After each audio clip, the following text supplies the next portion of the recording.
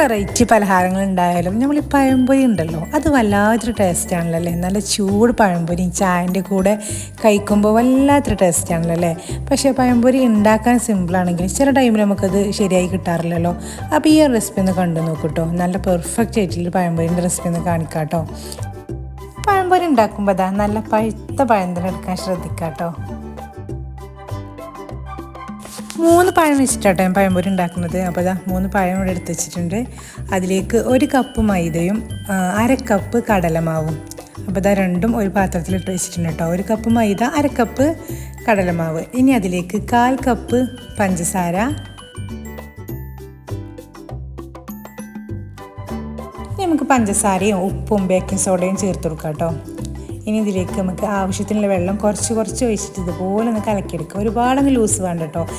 മാവ് ഇതാ ഈ ഒരു പരുവത്തിലായിരിക്കണം കേട്ടോ. നമ്മൾ മാവ് ഒരുപാട് ലൂസാവണ്ട. ഒരു 1.5 കപ്പിനടുത്ത് ഞാൻ വെള്ളം ഒഴിച്ചിട്ടുണ്ട് കേട്ടോ. ഇതിലേക്ക് 2 ടീസ്പൂൺ തൈര് ഞാൻ ചേർത്ത് കൊടുത്തിട്ടുണ്ടായിരുന്നു കേട്ടോ. അപ്പോൾ അതൊന്ന് ചേർത്തിട്ട് ഒന്ന് മിക്സാക്കി കൊടുക്കുക. ഇനി നമുക്ക് 4 മണിക്കൂർ ഒന്ന് റെസ്റ്റ് ചെയ്യാൻ വെക്കാം. ഇനി നമുക്ക് പഴം ഒന്ന് കട്ട് ചെയ്തെടുക്കാം കേട്ടോ. അപ്പോൾ ഇത് അതുപോലെ നീളത്തിൽ നൈസായിട്ടാണ് കട്ട് ചെയ്തെടുത്തിട്ടുള്ളത്. ഇനി ഇതാ നമ്മളെ മാവൊക്കെ റെഡി ആയിട്ടുണ്ടെങ്കിൽ നമുക്കൊന്ന് പഴംപൊരി ഒന്ന് വേഗത്തിലൊന്ന് ചുട്ടെടുക്കാം. അപ്പോൾ ഇതാ സൈസായി കട്ട് ചെയ്തതിന് ശേഷം സൈഡിലെ തൊലി കളഞ്ഞിട്ട് മാവിലേക്ക് ഇട്ട് കൊടുക്കാം കേട്ടോ പഴം. ഇനി നമുക്കിതുപോലെ ഒന്ന് മുക്കിയെടുക്കാം. അപ്പോൾ എണ്ണ നന്നായിട്ട് ചൂടാവണം കേട്ടോ. അപ്പോൾ ഇതാ നന്നായിട്ട് ചൂടായിട്ടുണ്ട്.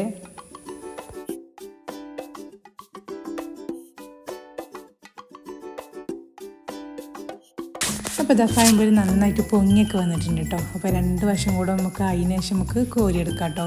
അപ്പോൾ മറ്റേ വശം കൂടെ അതിന് ശേഷം നമുക്ക് കോരിയെടുക്കാം.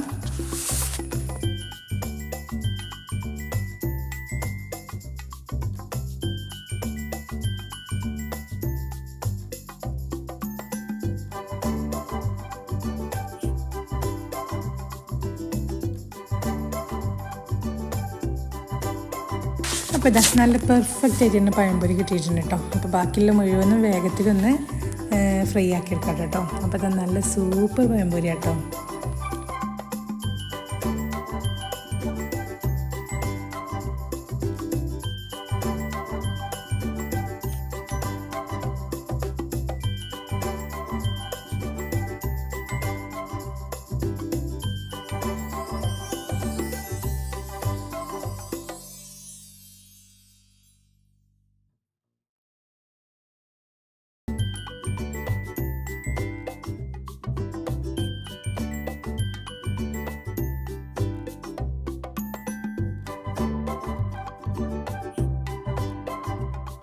ബാക്കിയുള്ളത് കൂടെ ഞാൻ ഫ്രൈ ആക്കി എടുത്തിട്ടുണ്ട് കേട്ടോ. അപ്പോൾ മുഴുവനും ഫ്രൈ ആക്കിയിട്ടുണ്ട്.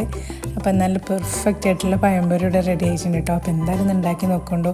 ഈ മഴയത്ത് നല്ല ചൂട് ചായയും ചൂട് പഴംപൊരിയൊക്കെ കഴിക്കാൻ നല്ല അടിപൊളി കേട്ടോ. അപ്പോൾ എന്തായാലും ഒന്ന് ഉണ്ടാക്കി നോക്കാം.